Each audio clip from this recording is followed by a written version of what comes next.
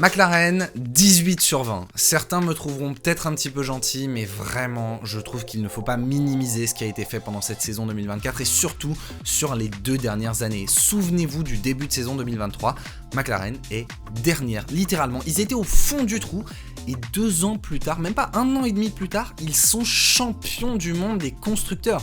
L'année dernière, leur montée était déjà dingue, mais on pouvait se dire, allez, c'est qu'un petit coup d'éclat. Cette année, ils commencent bien, ils sont à peu près 3ème force du plateau en début de saison, on se dit que c'est déjà vraiment pas mal, mais ils ont fait bien plus que ça encore. Ils sont devenus la meilleure voiture, ils ont eu la meilleure voiture tout simplement, ils sont devenus dominants. Alors ils n'ont pas tout optimisé, c'est certain, mais franchement, déjà arrêtons-nous sur cette perf absolument dingue. Là-dedans, on salue forcément le travail de Zak Brown qui est arrivé fin 2016 dans une écurie qui était au fond du trou, qui a traversé la période Covid où ils étaient pas loin de mourir, honnêtement.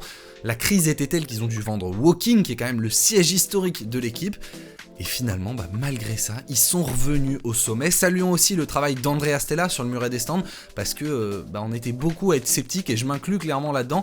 Au moment où Andreas Seidl s'en va, on se dit, oula, Stella, c'était un ingénieur de course à la base, est-ce que ce rôle-là va vraiment être bon pour lui? On avait un petit peu peur que ça fasse une Mattia Binotto. Bon finalement ça a été très bon. Alors ça n'a pas été parfait dans la gestion des pilotes, notamment dans l'exécution au global, Il y a eu des stratégies qui ont été mauvaises, il y a eu des erreurs déjà sur les stratégies en course, mais sur les stratégies entre les 2 pilotes où clairement à certains moments Piastri aurait dû laisser passer Norris. En tout cas, si on voulait maximiser nos chances pour le titre pilote, les chances de McLaren pour le titre pilote, il aurait fallu faire ça. Maintenant, il fallait aussi et surtout réapprendre à se battre pour un titre. Ça fait plus de 15 ans qu'ils n'avaient pas gagné un titre. Le dernier titre constructeur, c'était 1998. Rendons-nous compte quand même d'à quel point McLaren revient de loin. Alors certes, c'est pas un titre gagné haut la main, il n'y a que 6 victoires, ce qui est vraiment peu, surtout dans une saison à 24 Grands Prix. Mais voilà, on va quand même saluer la performance.